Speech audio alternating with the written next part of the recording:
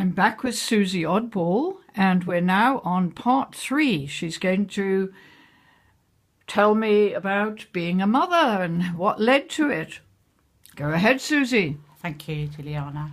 So when I was at school, I didn't really get that many O-levels. So I went to further education and I was doing 2 A-levels. One was English literature and the other was sociology. And English literature was the reason why I did the play, Sganarelle. We all did a play and participated. And it was a time of psychedelicness, really, because I remember not writing essays. I remember playing Bob Dylan on the step. Would this be around 1968, that kind of time? 1970? No, it'd be, I was younger than that. It was 1966. Oh, no, it'd be 1967. Okay. To 1968. Okay. And I remember playing Bob Dylan instead of going to my lessons. All those kind of things that you do in those days.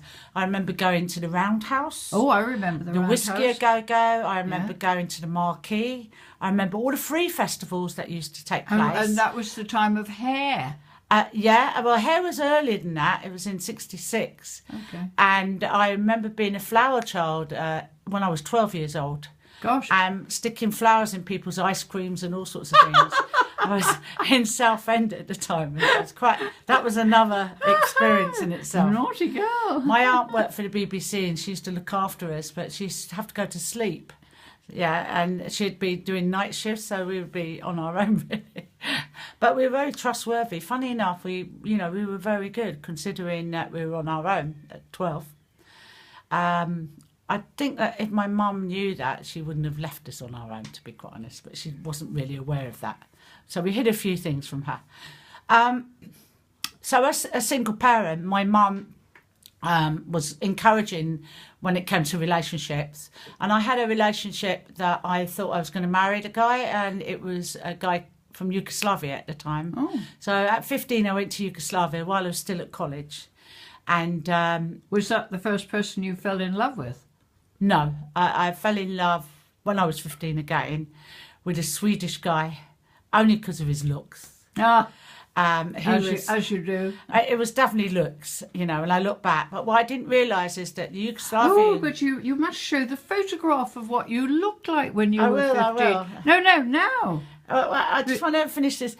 The Yugoslavian guy that I went out with, apparently what I didn't know, which I found out later, was they tossed up between them and the Yugoslavian guy won. So this is how I looked in those days.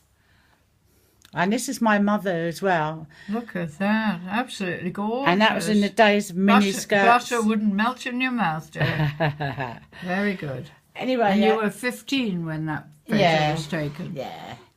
And I was quite a sensible 15-year-old. I think through being at boarding school, I think that must have helped. And anyway, so I didn't realise they'd tossed up and the Yugoslavian guy had won. So I actually was engaged to be married to him. Uh-huh. And I went to Yugoslavia. That was before the war? That was before, it's when Tito was still on there. I was a Catholic, don't forget. And his parents were important communists. And they really disapproved of me. Oh, yeah. But... he wanted me, and he had long hair in those days. He was a hippie. And they offered him £100 to get his hair cut, and he said no at the time. Later on, he did have his hair cut, but at that point, he didn't. We actually hired a flat. In Yugoslavia? In Yugoslavia. Where was he from? Zagreb? He was from Ljubljana. Oh, but Ljubljana, that's Slovenia. It is now, but it wasn't then. It was Yugoslavia. That's what a city I want to go to. Yeah. Well, and I met his best friend called Sandra as well, Sandy. And I remember having the wrong clothing on and climbing up this mountain for New Year's Eve. And because wine was they had loads of it. And for me, like wine, as a young teenager, I remember the memory of, at the top there, everybody put their wine in the snow. Yeah, and I was collecting it in my rucksack to take back to England.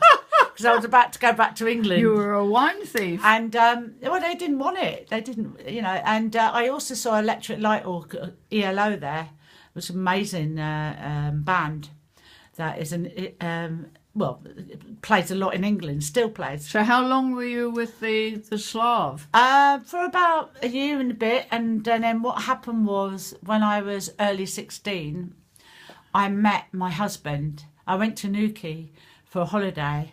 And I met my husband outside a fish and chip shop. That's your first husband? Yeah, and he was painting Boots at the time.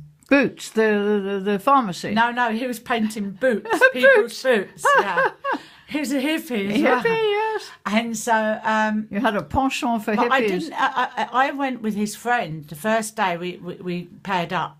We didn't... When I say went, we didn't actually sleep together, but... We paired up. Yeah. And that night, me and my friend decided to swap blokes. So we swapped blokes. Swinging couples already. So I ended up with my first husband. Okay, and his name? His name was Eric, and we ended up going to Manchester. Right. And that's another story. And that's another story. Well, for another time, perhaps. Thank you, Susie.